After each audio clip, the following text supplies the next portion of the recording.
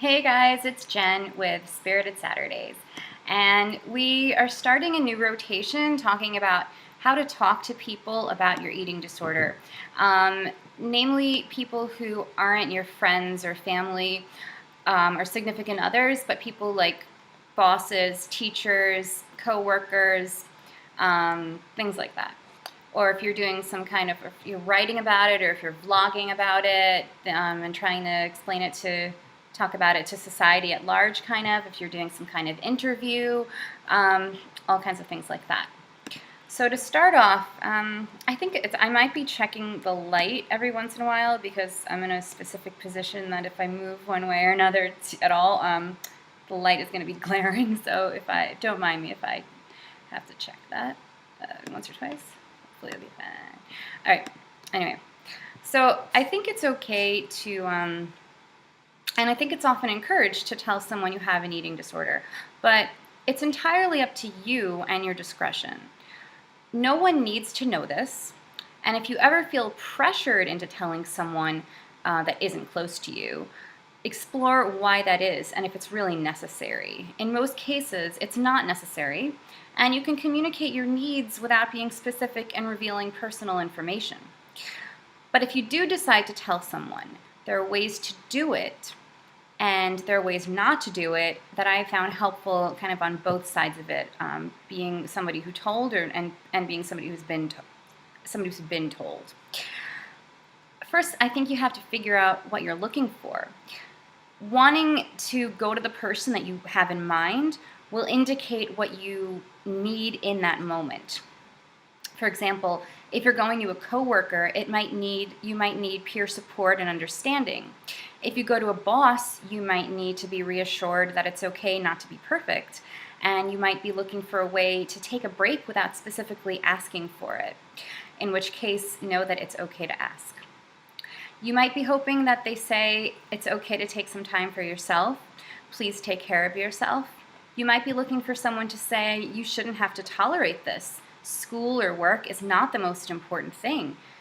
I don't care about deadlines. I don't care about dates. Your health is the most important thing, and by all means, please do what you need to do. You might need the validation, reality check, because so often people with eating disorders are reluctant to ask for help or even admit to themselves what they're struggling with, or that they admit to themselves that they need help. So they're hoping that if they tell someone what they're struggling with, that person will take it a step further and offer them the support or permission to take care of themselves. Or you might be looking for something in between, acknowledgement and support while you continue on at work or school. Whatever it is, it's very important to realize why you're doing it and who you're trying to reach and what you want back from them, or if you want anything back from them. Maybe you just want someone to listen, but that would still be getting something back from them. Please know that it's okay to ask for the things that you need. It's okay to ask for support. It's okay to ask for guidance. It's okay to ask for a reminder that you're good enough as you are. You deserve to hear these things. Know that the things that you're asking for, you can give to yourself before you even ask. Know that you deserve them.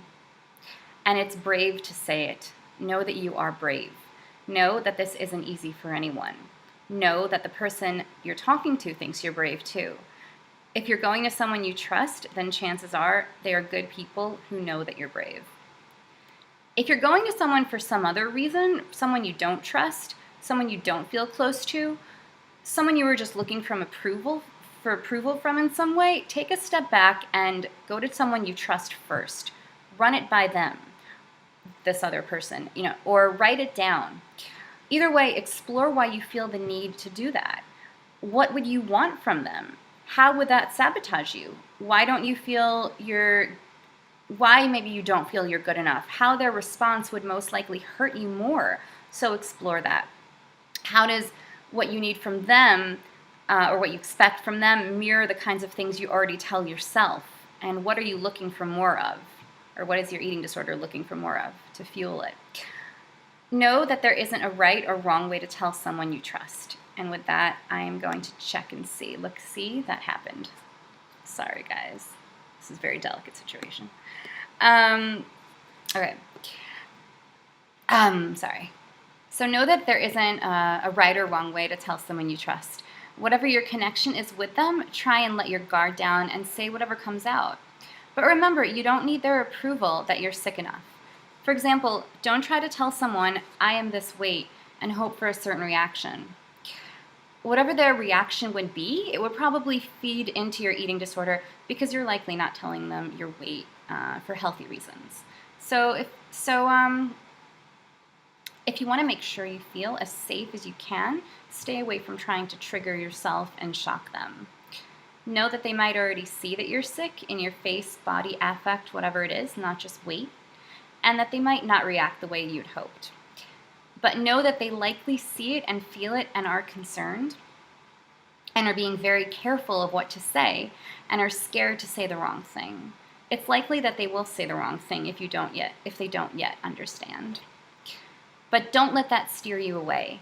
If they express a desire to understand, and if you trust them, if you want to invest your energy in a connection with them, then try to help them understand and try to be patient. Let the fact that they are listening to you speak for itself at first. Let the fact that they were open to you talking to them, that they made eye contact, that they expressed concern in whatever way they knew how, speak for itself. And please, please, please don't take it personally if they can't give you what you need. It's not you, it's not you, it's not you. Let them know how you feel. Tell them if you're scared. This is all depending on the person and why you're going to them, obviously. So these are just some suggestions. You may or may not feel the need to take them. Again, with the light. This is ridiculous. Okay. I'm sorry. This is getting in the way.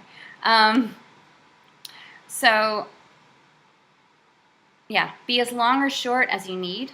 Tell them if you're already in treatment, as it might put their mind at ease and make them feel less pressured to know exactly what to say or do. It will make them feel less responsible.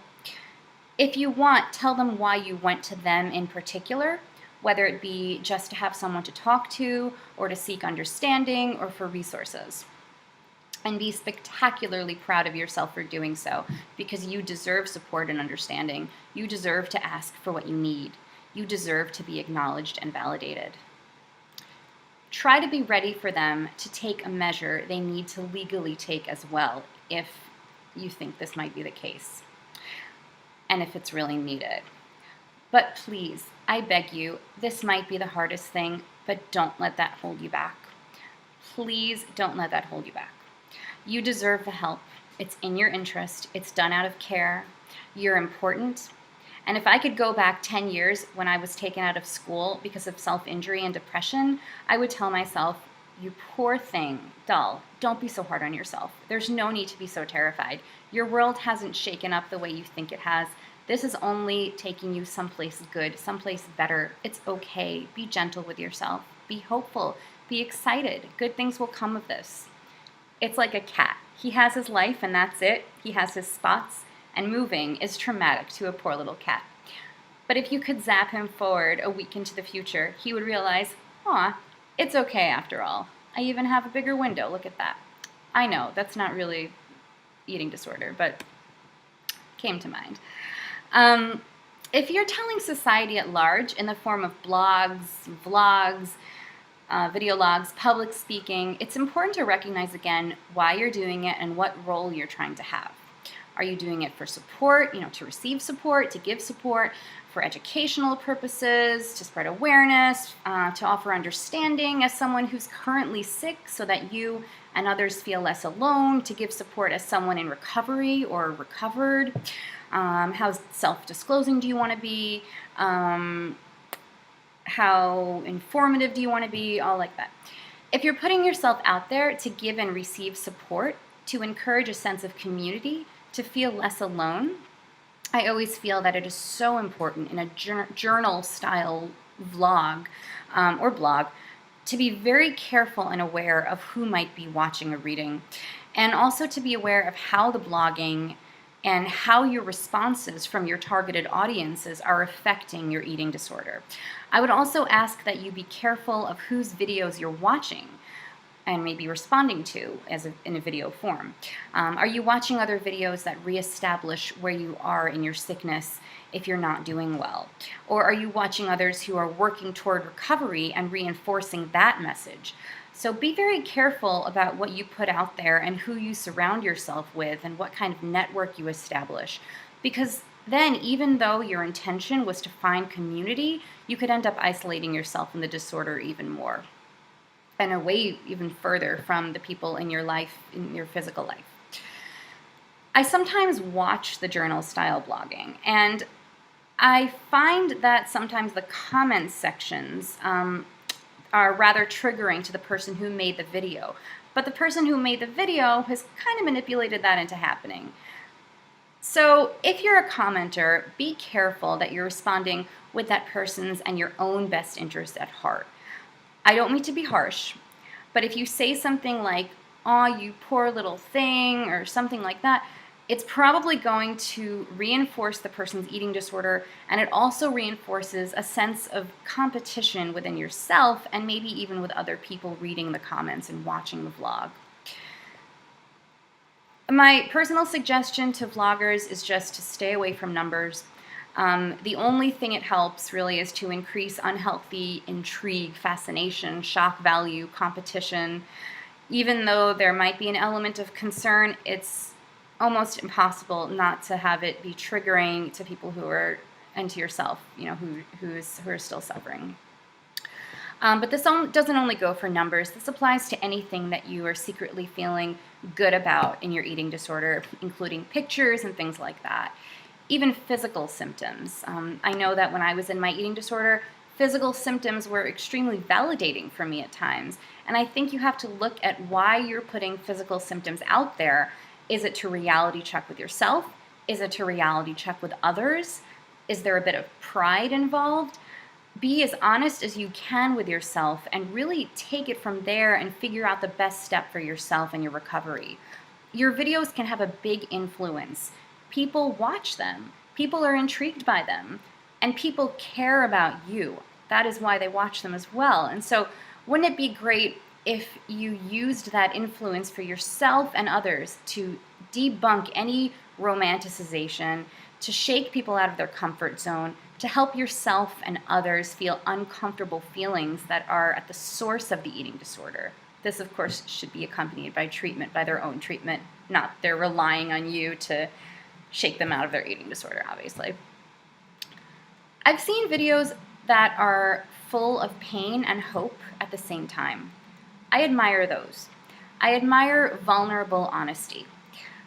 I think it's not too hard to tell when people are making these videos from their hearts and honestly looking for connections to help them and not their eating disorder. I admire that and I encourage it, but at the same time, those people should be in some kind of treatment and not just relying on the vlogs for support. It's brave to be honest. I know someone who used to make eating disorder recovery videos and then years later reappeared during a relapse, because she felt she owed it to her viewers to explain where she was. This was not meant to be triggering. In fact, this was meant to be humanizing, vulnerable, and respectful. She didn't mention numbers. She didn't mention weight. She didn't mention body stuff. She only said, or behaviors actually, she only said, "I'm not doing well, and I can't find the willingness to get better."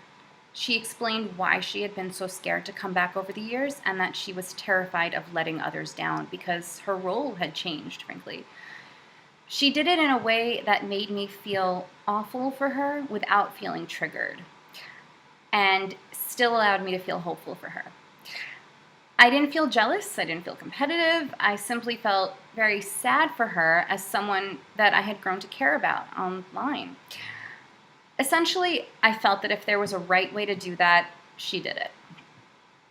So, also, if you make educational videos, kind of like these, the ones that we make, not as a professional, but educational in terms of what we've been through and the insight that we've gained and ways that maybe we helped others, but not in a professional setting, although I know some of us lead support groups, though, so that's that is a little different.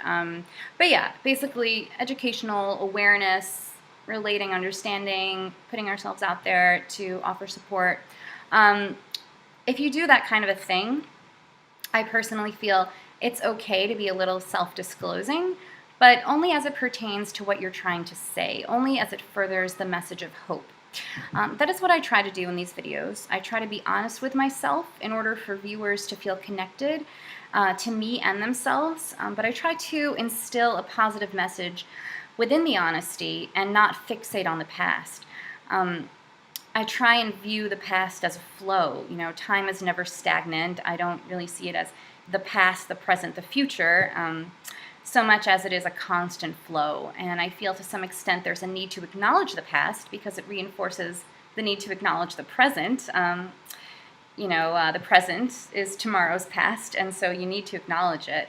But we need to acknowledge it with honor, strength, and commitment. So if you're making videos, educational videos, and you're thinking about self-disclosing, talk about the different aspects of self-disclosure. Talk about, maybe some of the bad times, maybe what led to the illness, maybe what it felt like to have an illness. People need to know they're not alone, but what it felt like genuinely to come out of that and to embrace other areas of your life and to embrace yourself fully, because that's really what happens is when you get rid of an eating disorder, you get to reclaim your whole entire self again, which is the ultimate freeing thing. So that's what I have to say about that.